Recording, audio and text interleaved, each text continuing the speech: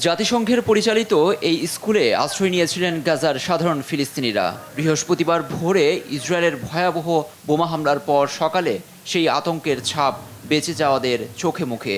বেঁচে থাকাদের বেশিরভাগই কোনো না কোনোভাবে আহত হয়েছেন।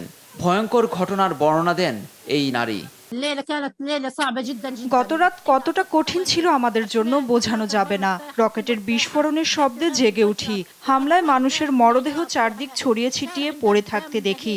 কয়েকটি শিশু চিৎকার করতে করতে মারা গেছে। তাদের রক্তে ভেসে যায় স্কুল।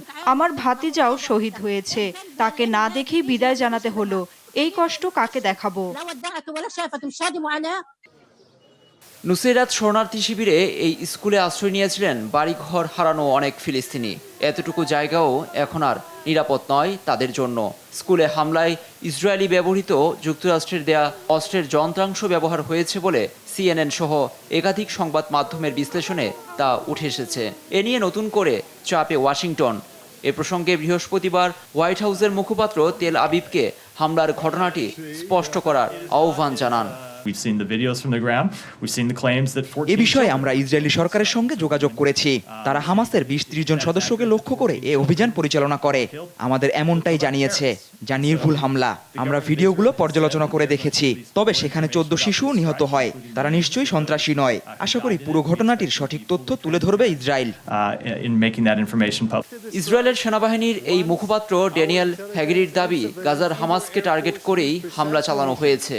যদিও তা প্রত্যাখ্যান করেছে উপত্যকার স্বাধীনতাকামী সংগঠন হামাস।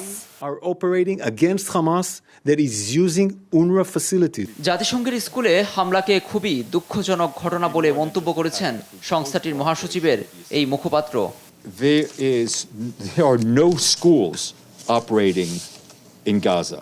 এদিকে ইসরায়েলি প্রধানমন্ত্রী নেতানিয়াহুর সঙ্গে বৃহস্পতিবার বৈঠক হয়েছে সেনাবাহিনীর শীর্ষ পর্যায়ের কর্মকর্তাদের। তিনি বলেন, আন্তর্জাতিক চাপের মুখেই গাজায় অভিযান চালিয়ে যাচ্ছে তার সেনারা।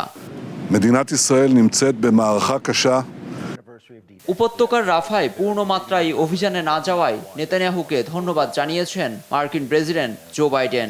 ABC নিউজকে সাক্ষাৎকারে তিনি বলেন, নেতানিয়াহু তার কথা শুনেছেন। লুৎফর কবির, নিউজ ডেস্ক, দেশ টিভি।